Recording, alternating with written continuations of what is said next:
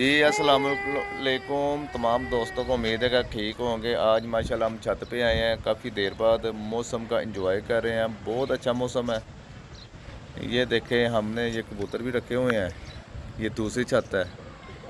ये तो ये देखें, आपको ये सूरज ग्रूब हो रहा है, होने को है। कितना शानदार सूरज नज़र आ रहा है। मतलब ना आइस के पड़ रहा है, ना कोई इसकी तकलीफ हो रही है। देखने में मज़ा है।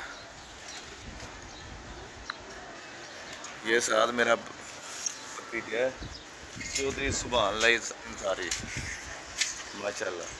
ये आज मेरा बेटा भी है।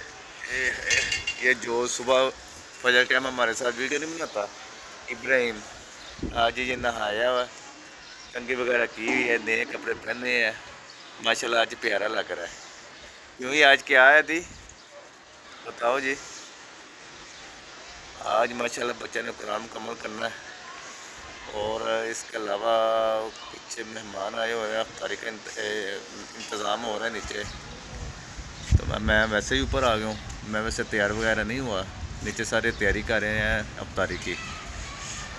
ठीक है, तो बस आज मौसम एंजॉय हो रहा है, बहुत शानदार मौसम है। ये देखें, ये आप सूरज देखते हैं। ये देखो कैसा मौसम है, माशाल्लाह। ये देखें,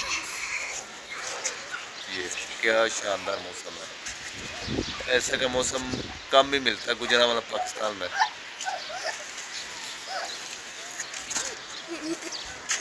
ये देखें, ये